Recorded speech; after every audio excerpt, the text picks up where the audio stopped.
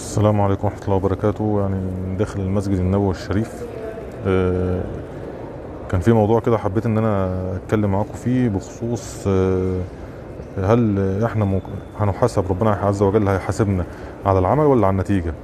لو انت بتعمل حاجة هل هتحاسب، ربنا عز وجل هيسألك على العمل ولا على النتيجة؟ فاحنا هنسأل على العمل، مش هنسأل على النتيجة. بمعنى ان انت مثلا ممكن دلوقتي تكون بتعمل حاجة كويسة، تمام، وجيت في الاخر خالص النتيجه ما طلعتش زي ما انت متخيل، او اللي انت أو مش اللي انت عاوزه، تمام. فهل ربنا عز وجل هيجازيك على العمل ونيتك ولا هيجازيك على النتيجه في الاخر؟ لا، هيجازيك على عملك، تمام. بدليل مثلا اقول لكم، اديكم مثال مثلا.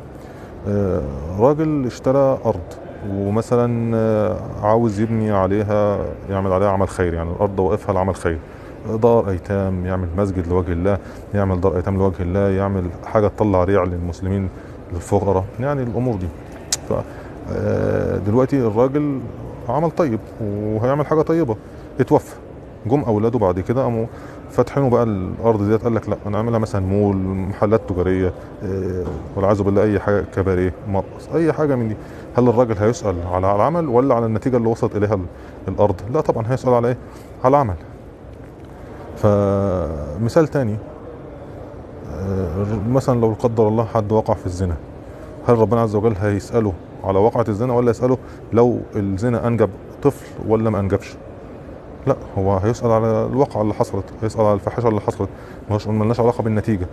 سواء جاء منها طفل أو ما جاش طفل، فمالناش دعوة بالنتيجة، الفكرة في العمل.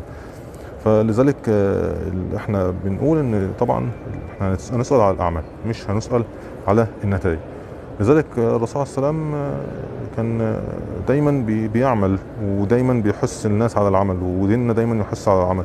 الرسول صلى الله عليه وسلم بشر بحاجات كتير جدا ما حضرهاش، يعني حتى في الفتوحات بالخير اللي المسلمين هيبقوا فيه ما حضروش. فتح روما، فتح الروم، وفتح فارس، وفتح اليمن، واتساع الرقعة الإسلامية، كل الرسول صلى الله عليه وسلم ده بشر بيه، لكن ما حضرهاش. فالرسول صلى الله عليه وسلم لا، بس الرسول صلى الله عليه وسلم أعد الرجالة اللي تقدر تفتح البلدان ديت وتقدر توصل للخير ده. فهو يسأل على العمل لكن لا يسأل عن النتيجة. لذلك مثلا لو اذا قدر الله مثلا وحصل انكسار او انهزام او بتاع، لا يسأل عنه، تمام. فكذلك احنا بنقول الكلام ده لاهلنا واصدقائنا، ان هو احنا نسأل على العمل، فاعمل واستمر في العمل واجتهد في العمل. اما النتيجة والتوفيق ده بتاع ربنا عز وجل، لكن ان لم تصل للنتيجة اللي انت عاوزها فقد تكون النتيجة اللي حصلت هي دي الافضل، تمام. وقد تكون النتيجة دي افضل عند ربنا عز وجل. فمقاييسنا احنا مختلفة تماما. حبيت اوضح لكم دوت من داخل المسجد النبوي الشريف، وبندعو لكم كلكم، واصحابنا كلهم اللي قالوا لنا بلغوني ان انا ادعو لهم، بندعو لكم كلكم وبندعو لقرايبنا كلهم ان ربنا يوسع علينا ويفتح علينا. وطبعا لو في حد عنده مريض يشفيه ويرحم موتانا جميعا وموتى المسلمين اجمعين، اهلنا كلهم اللي توفوا والمرضى ويشفيهم ويوسع علينا وعلى اهلنا واصحابنا والناس اجمعين. السلام عليكم ورحمه الله وبركاته.